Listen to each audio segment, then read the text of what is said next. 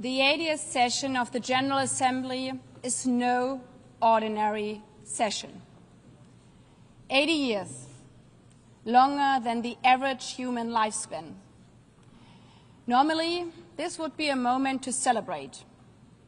But are we really in a mood for celebration? Can we celebrate while parents in Gaza are watching their children starve? While Afghan girls are banned from school, prevented from having a normal childhood. While grandfathers in Kharkiv are sheltering in bathtubs, fearful of drones and missiles. While women in Darfur are hiding their daughters from being raped. While Pacific Islanders are watching seas rise and waves lap against their home.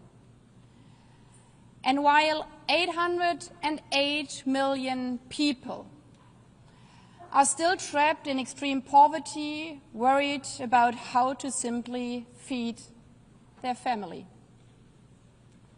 Instead of celebrating, one might rather ask, where is the United Nations, which was created to save us from hell? Where is the United Nations as conflicts spread, as our planet burns, as human rights are trampled? Our answer must be clear. We are not giving up. We are here. We see you. Even when we face setbacks and frustrations. When diplomacy fails us and consensus eludes us, we will unite to deliver for the people of the world. We will unite to defend the principles of this institution. If girls in Afghanistan or parents in Gaza can wake up in the darkest hours of life and push forward, then so can we. We owe it to them. But, dear Excellencies, we owe it also to ourselves. Because there is simply no alternative. The world needs the United Nations. In no way would we be better off without it. This remains the only organization capable of bringing together every country in the world. The only one capable of acting on a truly global scale. The only one with worldwide political legitimacy and moral authority. Yes, our world is in pain, indeed. But imagine how much more pain there would be without the United Nations. Just last year alone, without UNICEF, 26 million children would not have received an education. Without the World Food Programme, nearly 125 million people would have lacked life-saving food assistance. Without the UN Refugee Agency and the International Organization for Migration, over 62 million people would not have received critical aid. Without the World Health Organization, 70 million people would not have benefited from mental health services. And without ICAO, almost 5 billion airplane passengers, including all of us, would not have arrived safely at our destination, not even here in New York. Even the biggest economies cannot handle everything all by themselves. It has been said, if the UN did not exist, we would have to invent it. Thankfully, we do not have to invent it. Our grandmothers and grandfathers did just that for us. Our job today, 80 years later, is to keep it alive, to strengthen it, and to make it fit for the 21st century. That is why, dear Excellencies, this is no ordinary session. This is a year to adapt, to evolve, and to build the United Nations we need for the next 80 years, for the lifetimes of our children. It is a moment to show 8 billion people around the world why this organization still matters, why they are right to look to the streaming blue flag of the United Nations as a source of hope. Yes, it will not be easy. It requires courage to stand up, courage to seize the processes already underway, processes with the power to reshape and reinvigorate this organization so that it's capable of realizing its core objectives, to deliver on peace, on security, on sustainable development and human rights.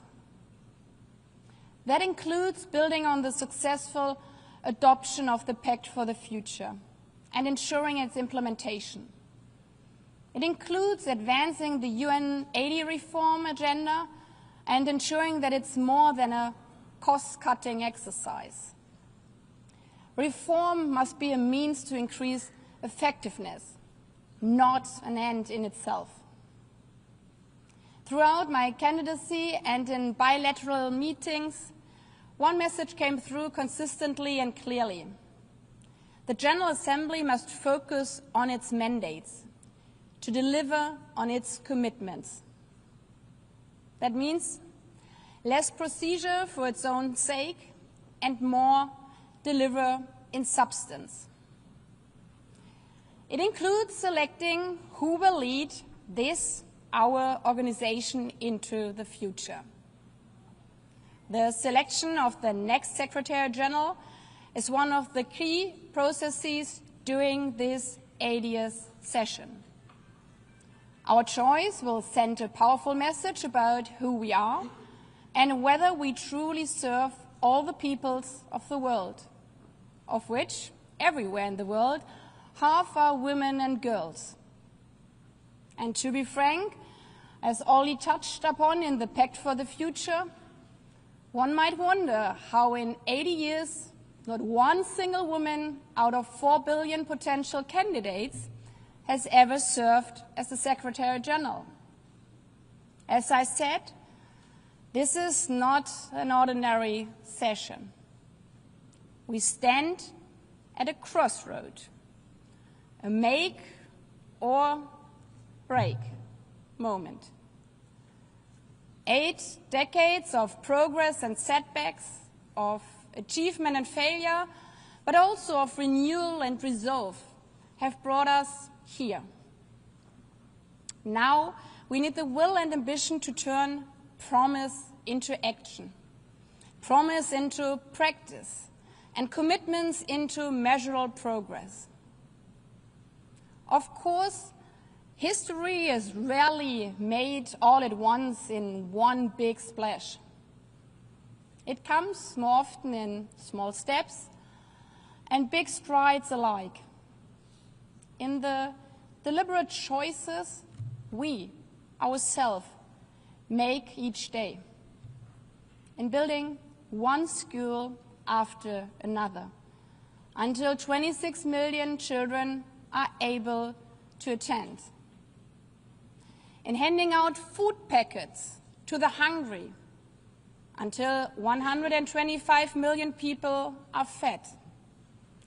In installing solar panels, one by one, until regions, entire regions, starved for power, are electrified. And yes, also in the very tiny steps, practical ones, we can take ourselves in this hall to speak less and act more.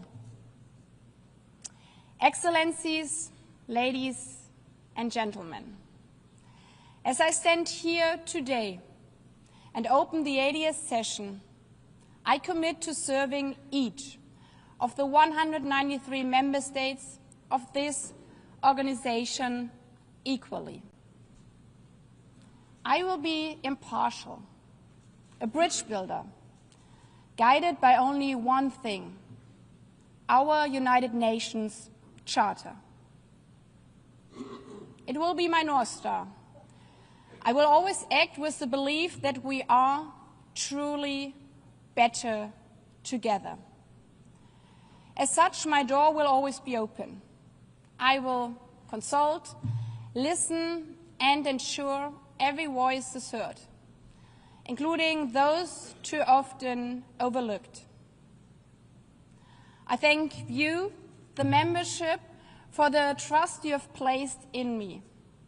I thank my predecessor for the support afforded to my office by him and also by his wonderful team.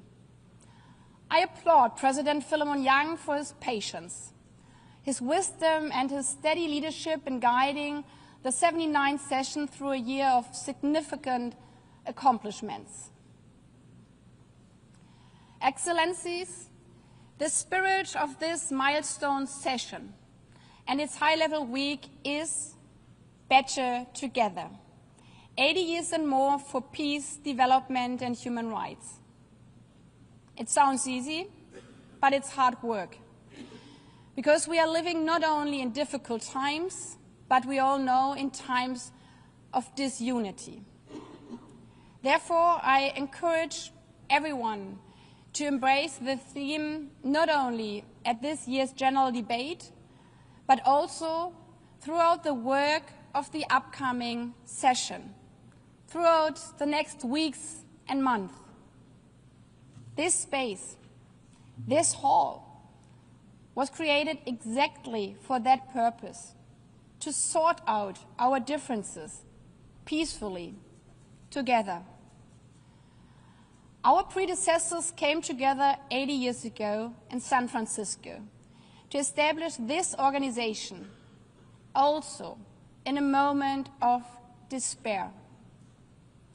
The world came together in 2015 after conferences of failure to adopt finally the Paris Agreement on Climate Change and the 2030 Agenda for Sustainable Development. And yeah, we came together only last year to adopt the Pact for the Future. These are not exceptions. They reflect an understanding deep within us that to forge a better future, we must work together, be better together. Let us not relearn the hard lessons. Let us instead come together, especially in moments we would like to give up, to take the easy way out, to respond to those desperate calls from around our world. Let us come together to bring relief to the hungry children of Gaza, to give Afghan girls their future back, to deliver peace to the people of Ukraine, to provide safety to Sudanese women and girls, to save small island states from the climate catastrophe, and to deliver on the promise of ending poverty in all its forms. This 80th session is our chance to make it, not break it. To live up to the promises of the Charter for today, for tomorrow, and for the next 80 years, showing that we are indeed better together.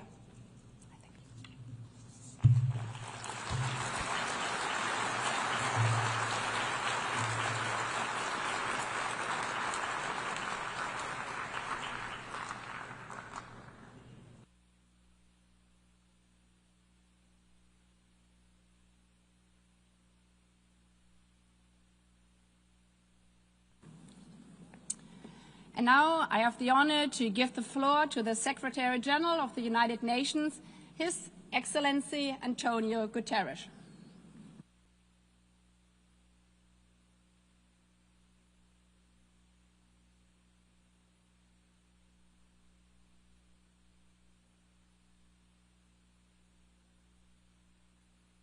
Madam President of the General Assembly, Your Excellency Annalena Baerbock, congratulations once again on your election, which holds added significance as you become only the 5th woman in history to be elected to this important role.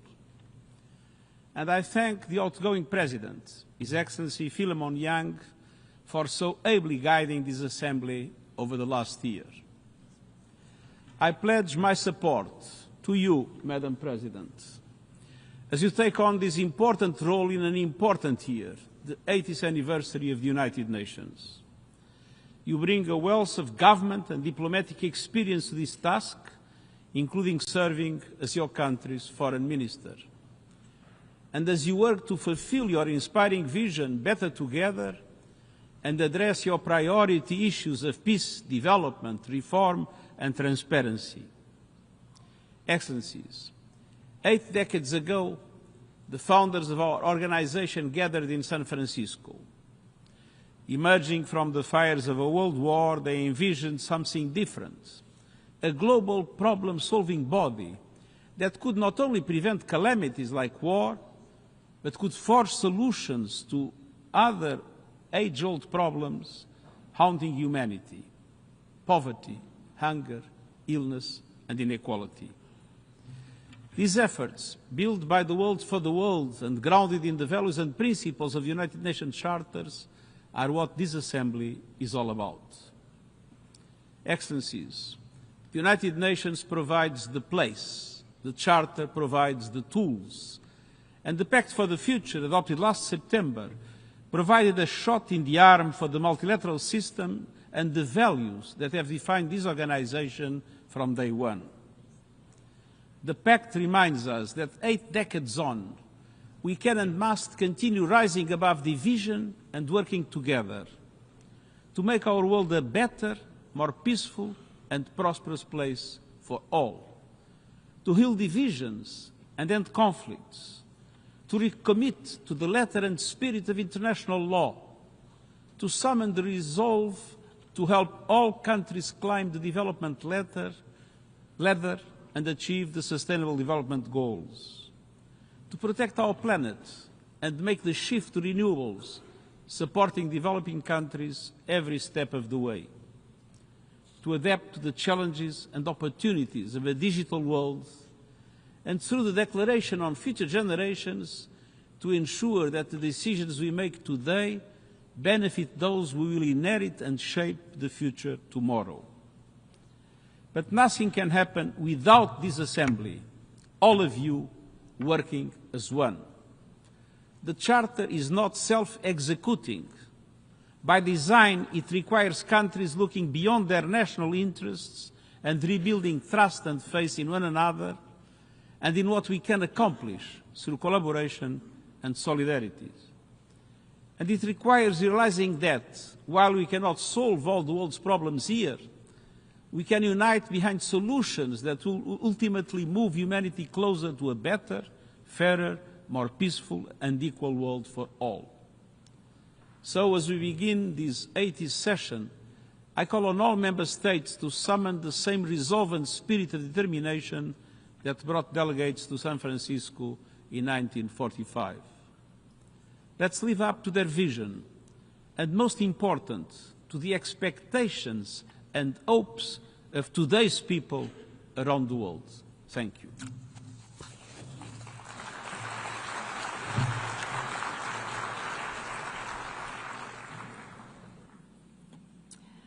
I thank the Secretary General. Next, I would like, in keeping with the established practice, to invite the attention of the Assembly to document A/80/362. It contains a letter from the Secretary General addressed to the President of the Assembly, in which he informs the Assembly of Member States in arrears in the payment of their financial contributions to the United Nations within the terms of Article 19 of the Charter. I would like to remind delegations that under Article 19 of the Charter, A member of the United Nations which is in arrears in the payments of its financial contributions to the organization shall have no vote in the General Assembly if the amount of its arrears equals or exceeds the amount of the contributions due from it or for the preceding 2 full years. The General Assembly may, nevertheless, permit such a member to vote if it is satisfied that the failure to pay is due to conditions beyond the control of the member. May I therefore take it that the Assembly takes note of the information contained in document A/80/362? It is so decided. I would now invite the Assembly to turn to the appointment of the members of the Credential Committee. Rule 28 of the Rules of Procedure provides that the Assembly at the beginning of each session shall appoint, on the proposal of the President, a Credentials Committee consisting of 9 members. According to its proposed that for the 80th session, the Credentials Committee should consist of the following member states: Andorra, Botswana, China, Dominican Republic, Malaysia, Russian Federation, Senegal, Trinidad and Tobago, and United States. May I take it that these states that I just mentioned are hereby appointed members of the Credentials Committee? It is so decided. Delegations are reminded that credentials should be submitted to the Office of Legal Affairs. Additional details are available in the information note issued as A/inf/80/4. The Assembly will now turn its attention to document A/80/358, containing a letter dated 2nd of September 2025 from the Chair of the Committee on Conferences addressed to the President.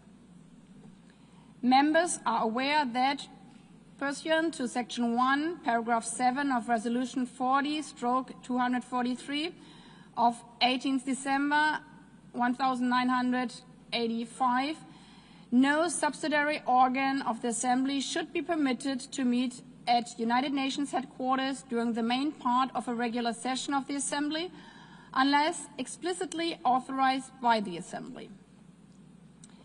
In this connection, authorization is sought for the following entities: qualified group of experts to prepare a comprehensive study of the questions of nuclear weapon-free zones, Special Committee on Peacekeeping Operations, Committee on the Exercise of the Inalienable Rights of the Palestinian People, Committee on Relations with the Host Country, Conference on the Establishment of a Middle East Zone free of nuclear weapons and other weapons of mass destruction, Independent Audit Advisory Committee, Executive Board of the United Nations Entity for Gender Equality and the Empowerment of Women, Panel of External Auditors of the United Nations, Specialized Agencies and the International Atomic Energy Agency, and Board of Auditors.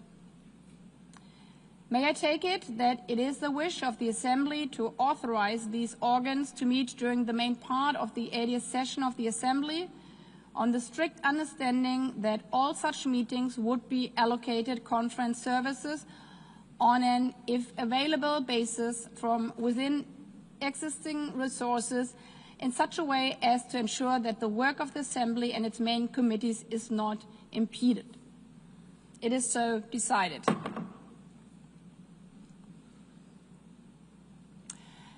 Before concluding, I would like to inform delegations that the General Committee will meet tomorrow morning, Wednesday, 10 September 2025 at 10 a.m. in the Trusteeship Council Chamber to consider the memorandum of the Secretary General on the organization of the 80th session of the Assembly, adoption of the agenda and allocation of items issued as A/Ber/80/1. The first plenary meeting of the Assembly at its 80th session is now concluded. The meeting is adjourned.